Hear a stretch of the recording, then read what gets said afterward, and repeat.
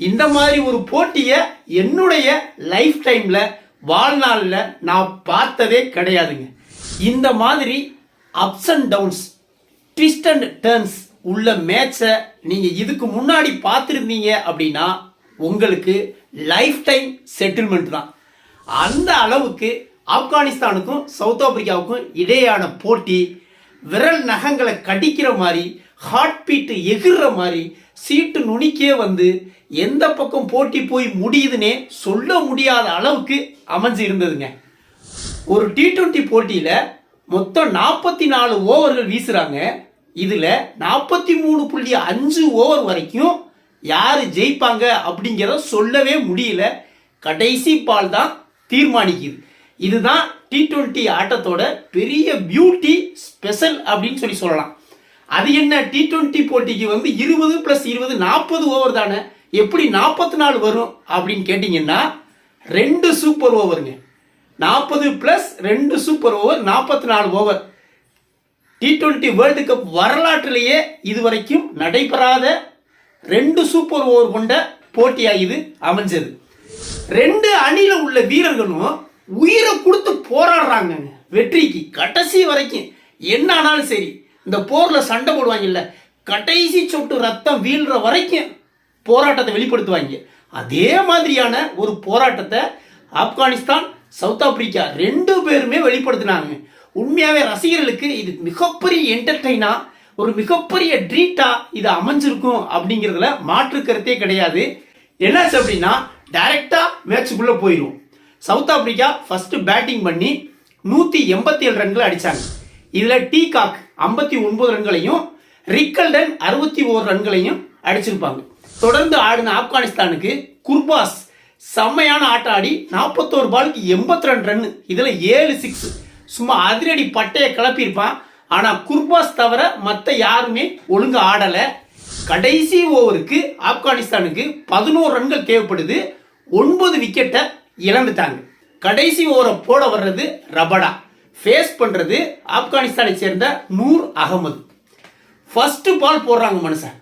First பாலே short அடிக்காப்புல Markram கையிலேயே போய் விழுகுது. Last wicket. சரி, அதோட மேட்ச் முடிஞ்சு. ஆப்கானிஸ்தான் 10 ரன்கள் வித்தியாசத்துல தோல்வியை தழுவிட்டாங்க அப்படின்னு எல்லாம் எந்திரிச்சிட்டாங்க. ஒரு 2 செகண்ட் கழிச்சு ஆம்புலன்ஸ் சத்தம் கேட்குது. கீ கீ கீ கீன்னு எல்லாம் அப்படியே பார்த்தாங்க. அந்த சத்தம் கேட்டா அது நோ பால்னு அர்த்தம்.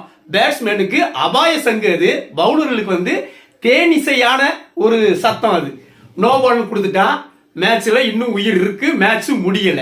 அப்போ first ball no ball, 1 run கிடைச்சிருது பந்தே வீசாம. 2வது பால ரபடா வீச வர்றாப்புல 2வது பால் தூக்கி ஒயிடு தூக்கி போட்டுறான். மனுஷன் பெரிய வள்ளலா இருக்கான், ஒயிடு நோ பால்மா அடிச்சு கொடுக்குறான். அப்போ பாலே போடாம 2 ரன், ஆக்சுவலா அது ஃப்ரீ ஹிட். அப்போ மீண்டும் ஃபர்ஸ்ட் பால் போட வர்றாப்புல, அந்த பால்ல டாட் பாலை போட்டு விடுறாப்புல ரபடா. அதுக்கு அடுத்த பால்ல சிக்ஸரை தூக்கி சொறிகிறாங்க மனுஷன் நூர் அகமது.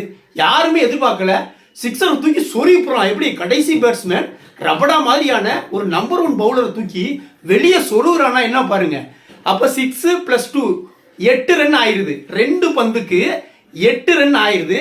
இன்னும் 4 பந்துக்கு 3 ரன் தான் அடிக்கணும். அடுத்த பாலை போட வர்றாப்புல சரியான ஒரு டாட் பால். ஆக்சுவலா ரன் ஓடக்கூடிய வாய்ப்பு இருக்கும். இந்த டெய்லண்டர்ல நிக்கிறவர் என்ன சொல்லிட்டாப்ல, நீனே நின்று அடிச்சிரு அப்படின்ட்டாப்ல. ரன் ஓடல. இன்னும் 3 பாலுக்கு 2 ரன் தான் அடிக்கணும். ஆப்கானிஸ்தான் ஈஸியா ஜெயிக்கிற மாதிரி வந்துருது. அப்ப அடுத்த பால ஓடி போடுறாப்புல.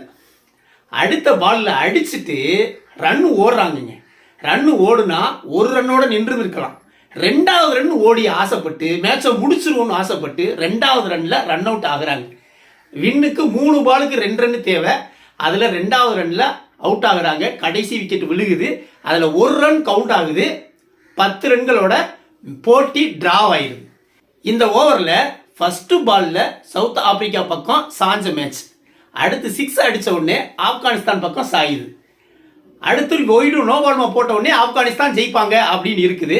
கடைசியில ரன் அவுட் ஆன உடனே ஆப்கானிஸ்தானும் ஜெயிக்கல, சவுத் ஆப்பிரிக்காவுக்கும் ஜெயிக்கல. சூப்பர் ஓவருக்கு மேட்ச் போயிருது. ஃபர்ஸ்ட் சூப்பர் ஓவர் தொடங்குது. பேட்டிங் ஆப்கானிஸ்தான் இறங்குறாங்க. அஸ்மத்துல்லாவும் குர்பாஸும் இறங்குறாங்க. அஸ்மத்துல்லா அந்த மாதிரி அடிப்பான்னு சொல்லிட்டு எனக்கு அன்னைக்கு தான் தெரியும். மனுஷன் பொழந்துட்டாங்க. பந்து போட வர்றது இங்கிடி போட வர்றாப்புல. ஃபர்ஸ்ட் பாலில் 4 அடிக்கான், 2வது பாலில் 6, 3வது 4வது பால் சிங்கிள், 5வது பால் 4, மறுபடியும் ஒரு சிங்கிள், ஒரு 6, 2 4, 3 சிங்கிள், மொத்தம் 17 ரன்களை ஆப்கானிஸ்தான் அடிக்காங்க. சரி, அப்போ என்ன போச்சு, 17 ரன்ங்கிறது ஹியூஜ் ரன்னு. அப்போ ஆப்கானிஸ்தான் ஈஸியாக ஜெயிச்சிருவாங்க அப்படின்னு தான் நம்ம நினைச்சோம். ஏன் அப்படின்னா இது வரைக்கும் அதிகபட்சமாக சூப்பர் ஓவரில் சேஸ் பண்ணதே 18 ரன்கள் தான். அதனால கஷ்டம் அப்படின்னு சொல்லி நினைச்சோம். இதை தொடர்ந்து சவுத் ஆப்பிரிக்கா இறங்குறாங்க.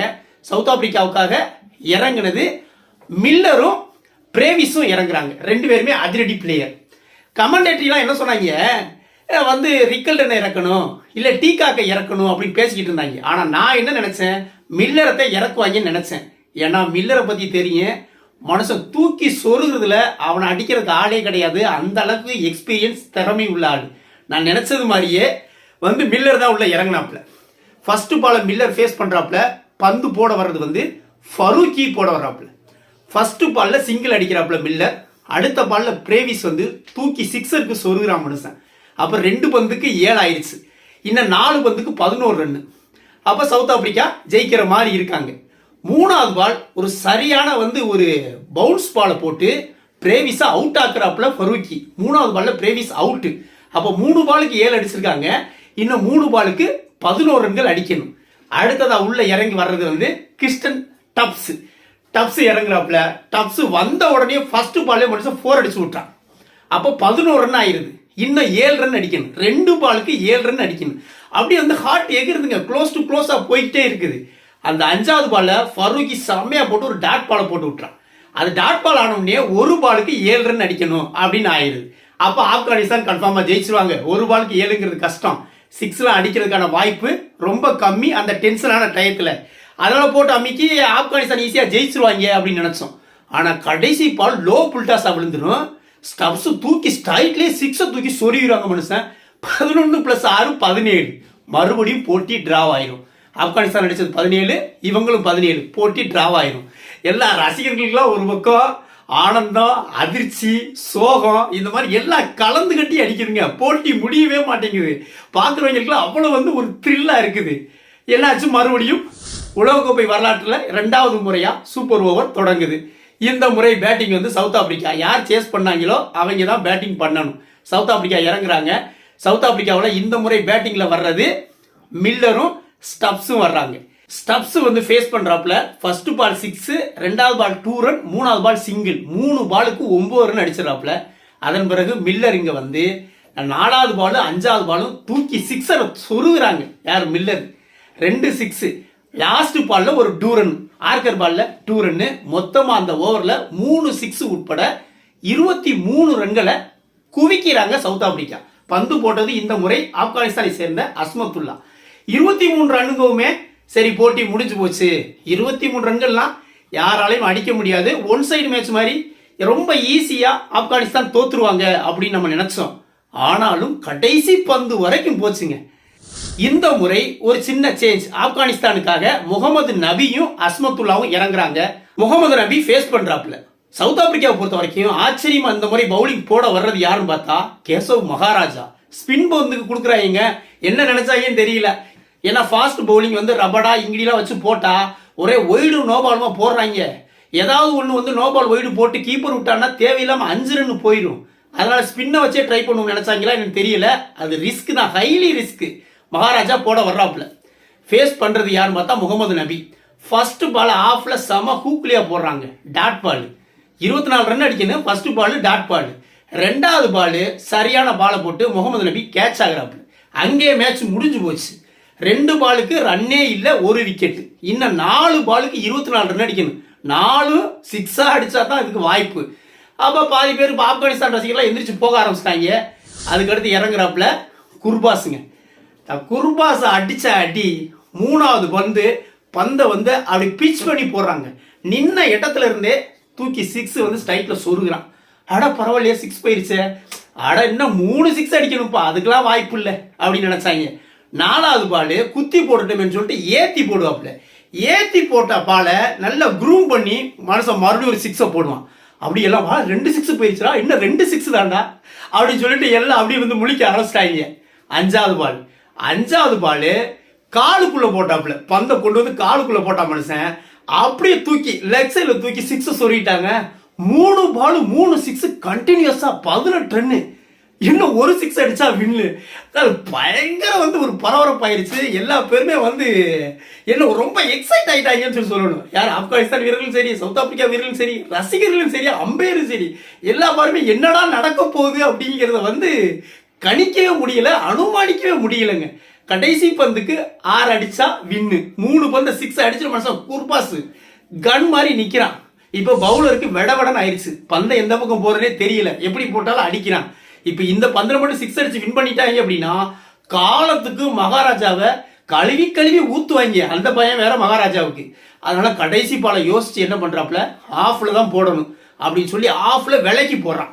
விலைக்கு போட்டா குர்பாஸுக்கு அடிச்சுட்டு பந்தை விட்டுறாப்புல ஒயிடு போயிருதா. அப்ப கடைசி பாலுக்கு 5 ரன் அடிக்கணும். 4 அடிச்சா மறுபடியும் சூப்பர் ஓவர். 6 அடிச்சா வின்னு, 4 அடிச்சா சூப்பர் ஓவர். மறுபடியும் ஒரு சூப்பர் ஓவர் வரப்போகுது அப்படின்னு சொல்லிட்டு எல்லாம் ஆர்வமா பார்த்தாங்க. ஆனாலும் அடுத்த பாலை ரொம்ப யோசிச்சு அதே மாதிரி ஆஃப்ல போட்டா மனுஷன். இந்த முறை ஒயிடு இல்ல, கொஞ்சம் உள்ள, கொஞ்சம் ஆஃப்ல விலகி போனதுனால அதையும் அடிக்கத்தான் செஞ்சாப்புல. ஆனாலும் இந்த லெக்கில் ஸ்ட்ரைட்ல விழுகிற மாதிரி பவர் ஷாட்டா விழுகல, கேட்ச் ஆகுது. 4 ரன்கள் வித்தியாசத்தில் ஆப்கானிஸ்தான் தோல்வியை தழுவுறாங்க. ஒரு வழியா போட்டி முடிவுக்கு வருது. உண்மையாவே வந்து ஆப்கானிஸ்தான்ல அந்த குர்பாஸை எவ்வளவு பாராட்டினாலும் தகுங்க.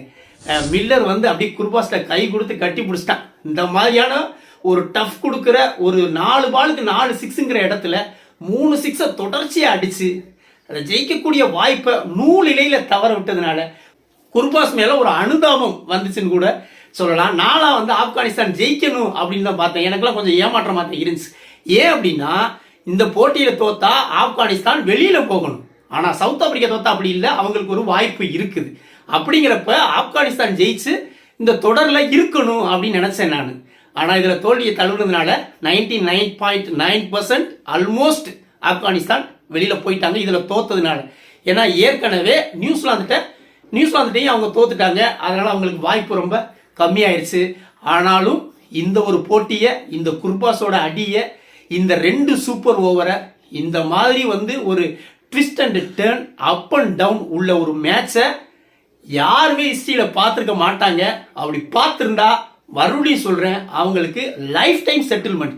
அதை பார்த்தேன், இதை விட ஒரு சிறந்த மேட்சை பார்த்தேன் நீங்க சொன்னா உங்களுக்கு லைஃப் டைம் செட்டில்மெண்ட் நான் பண்றேன். பொறுத்திருந்து பார்ப்போம். வீடியோ பிடிச்சிருந்தா லைக் கமெண்ட் பண்ணுங்க, குறிப்பா சப்ஸ்கிரைப் பண்ணுங்க. மற்றும் ஒரு வீடியோவில் சந்திப்போம்.